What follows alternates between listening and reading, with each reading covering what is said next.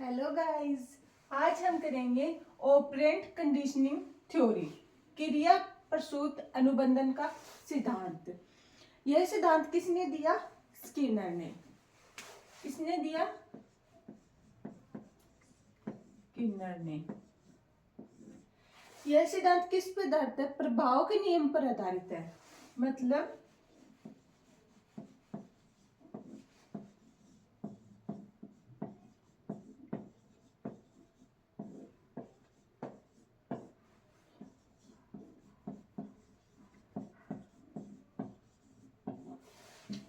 किसी कार्य को सीखने में मतलब उसके परिणाम का बहुत ज्यादा प्रभाव पड़ता है, या फिर हम ऐसे कह सकते हैं कि यह सिद्धांत कार्य के सीखने का उसके परिणाम पर आधारित है। किस पे? परिणाम पे। हम देखते हैं स्किनर है, उन्होंने चूहे और कबूतर पे अपने प्रयोग किए। किस पे किए? चूहे और कबूतर पर।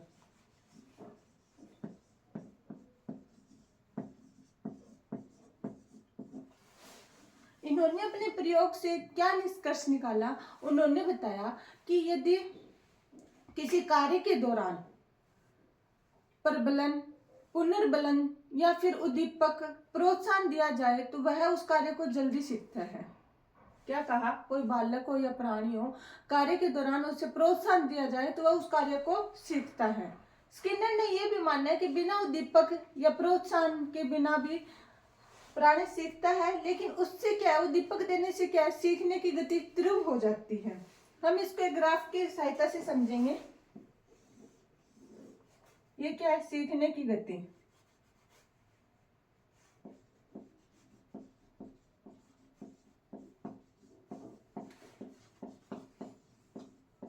ये क्या? प्रोत्साहन या पुनर्बलन।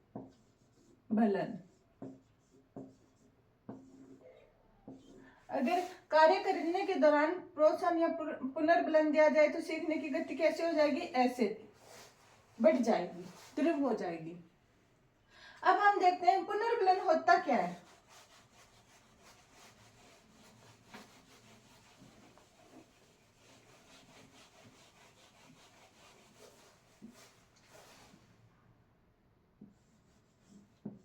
पुनर्बलन या फिर इसको बोलेंगे रीइंफोर्समेंट।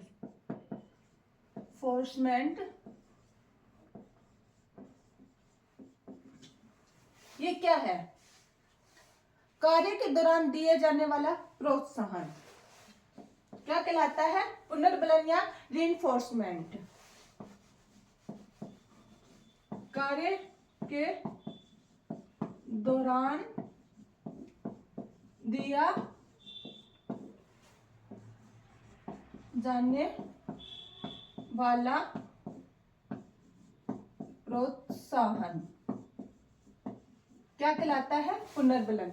जिससे कार्य की सीखने की गति क्या हो जाती है? तेज हो जाती है, या फिर प्राणी या बालक उस कार्य को जल्दी सीखता है। अब ये जो रीइंफोर्समेंट है, ये 2 टाइप्स का होता है। कौन कौन सा? पॉजिटिव भी हो सकता है और नेगेटिव भी हो सकता है, मतलब सकारात्मक और ऋणात्मक। कितने प्रकार का होता है? ये 2 प्रकार का होता है, पॉजिटिव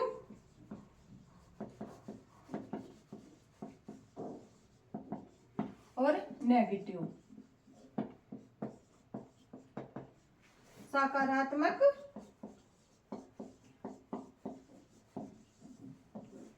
और ऋणात्मक या नकारात्मक।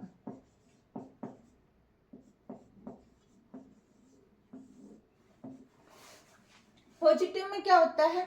जब कोई कार्य करते हैं उसके दौरान मतलब हमें पॉजिटिव रिस्पॉन्स मिले, हम ऐसे नहीं कहते पॉजिटिव रिस्पॉन्स मिला है, मतलब उस दौरान हमें कोई पुरस्कार, प्रशंसा मिले तो उसे हम क्या कहेंगे? Positive response. हमारे कार्य करने की गति फिर क्या हो जाती है?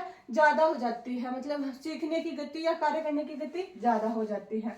और नेगेटिव में क्या होता है? जब कोई कार्य कर रहा है या सीख रहा है तो उसमें नेगेटिव ऋणात्मक रिस्पॉन्स मिले या फिर नेगेटिव प्रोत्साहन मिले तो उसमें सीखने की गति या कार्य करने की गति क्या हो जाएगी, धीमी हो जाएगी या रुक जाएगी।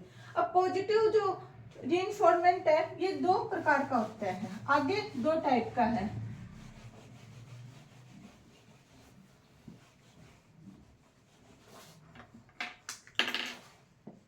पॉजिटिव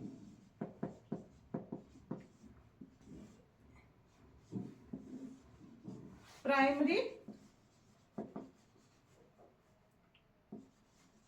रेनफोर्समेंट और सेकेंडरी रेनफोर्समेंट। प्राइमरी में कौन सी आएगी, अपनी बेसिक रिक्वायरमेंट आएगी, जैसे पानी, भोजन, नींद। और सेकेंडरी में क्या आएगी, उपहार, प्रशंसा, उपलब्धि,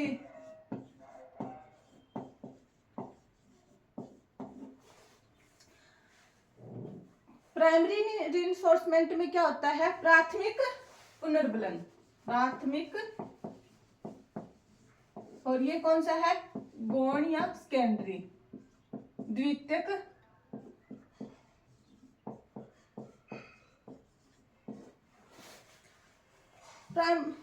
प्राइमरी में क्या होता है कि जैसे आपको अब लेक्चर देख रहे हो, सीटेट का एग्जाम करने के लिए, आप लगातार इसको देखते जा रहे हो, रात के 2 बज गए, 3 बज गए, देख रहे हो, आपको कोई सोने नहीं दे रहा, कहते इसको देखो, आपको हर हाल में पास करना है, आपको सोना नहीं है, देखना है, तो फिर क्या आपके वो कार्य करने की गति या सीखने की गति वहां पे स्लो हो जाएगी, अगर आपकी नींद प्रॉपर नहीं होगी। वहीं पर आप अच्छी नींद लेके अच्छे से पढ़ाई करोगे या लेक्चर देखोगे तो आप 2 घंटे में भी 10 घंटे के बराबर सीख सकते हो। तो इसमें हम क्या कहेंगे, ये कौन सा रीइंफोर्समेंट हो गया, जब सही प्रॉपर टाइम पे आपको नींद दी जाए, भोजन पानी दिया जाए, उसमें सीखने की गति क्या हो जाती है, तेज हो जाती है। तो वो किसमें आएगी, प्राथमिक रीइंफोर्समेंट में। और सेकेंडरी में कौन से आते हैं, उपहार, प्रशंसा, उपलब्धि। अब जैसे आप सीटेट का एग्जाम क्लियर करोगे, कौन सी रीइंफोर्समेंट है, सेकेंडरी, क्योंकि सीटेट का एग्जाम क्लियर करने के बाद में आपको एनवीएस केवीएस का एग्जाम देने का मन होएगा और जबरदस्त तैयारी करके आप उसको हर हाल में क्लियर करोगे। अब हम देखते हैं schedule of reinforcement.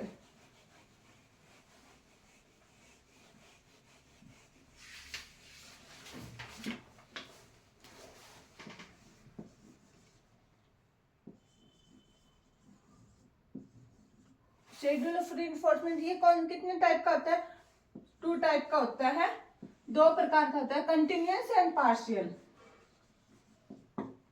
Continuous reinforcement और पार्शियल रीइंफोर्समेंट, मतलब सतत और आंशिक।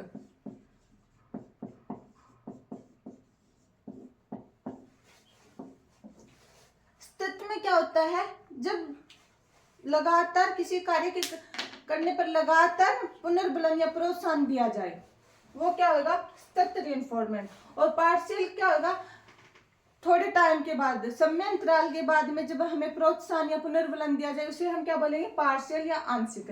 सतत में हम कौन सा एग्जाम्पल लेते हैं, जैसे छोटे बच्चे होते हैं, वो रोज टीचर को होमवर्क की कॉपी चेक करवाते हैं और टीचर उनको हर रोज उनके होमवर्क की पेज पे गुड लिख के देती है, तो वो कौन सा होगा, सतत रीइंफोर्समेंट। डेली गुड देना क्या होगा, सतत रीइंफोर्समेंट या कंटिन्यूअस रीइंफोर्समेंट या सतत पुनर्बलन। और वहीं पे पार्शियल कौन सा होगा, सिर्फ टेस्ट में ही गुड देना, डेली के होमवर्क में गुड ना देना, सिर्फ टेस्ट में ही गुड देना, वो कौन सा होगा, पार्शियल रीइंफोर्समेंट।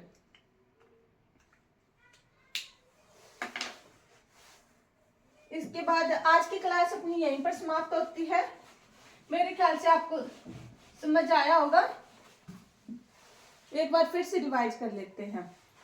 क्रिया प्रसूत अनुबंधन का सिद्धांत किसने दिया, स्किनर ने। किस पर आधारित है, ये प्रभाव के नियम पर आधारित है, मतलब कार्य करने या सीखने का परिणाम का बहुत ज्यादा प्रभाव पड़ता है। अगर परिणाम अच्छा होगा तो हम उस कार्य को जल्दी सीखेंगे, अगर परिणाम अच्छा नहीं होगा तो उस कार्य को सीखने की गति धीमी होगी। वहीं पर स्किनर ने पुनर्बलन पे विशेष महत्व दिया है, रीइंफोर्समेंट पे बहुत ज्यादा जोर दिया। उन्होंने क्या है कि अगर कार्य को सीखने के दौरान अगर पुनर्बलन दिया जाए तो वो उस कार्य को जल्दी सीखता है, या फिर उसकी सीखने की गति क्या हो जाती है, जल्दी। फिर पुनर्बलन कितने प्रकार के बताए, 2 प्रकार के बताए, धनात्मक या सकारात्मक पुनर्बलन और ऋणात्मक या नकारात्मक पुनर्बलन। धनात्मक में आगे फिर से 2 प्रकार के बताए, प्राइमरी और सेकेंडरी। धनात्मक कौन सा होता है, जिसको देने से हमारे कार्य की सीखने की गति बढ़ जाती है। जैसे कि अब आप सीटेट की तैयारी कर रहे हो, सीटेट का आपका एग्जाम क्लियर होएगा हर हाल में, क्योंकि आप लेक्चर देख रहे हो तो होएगा।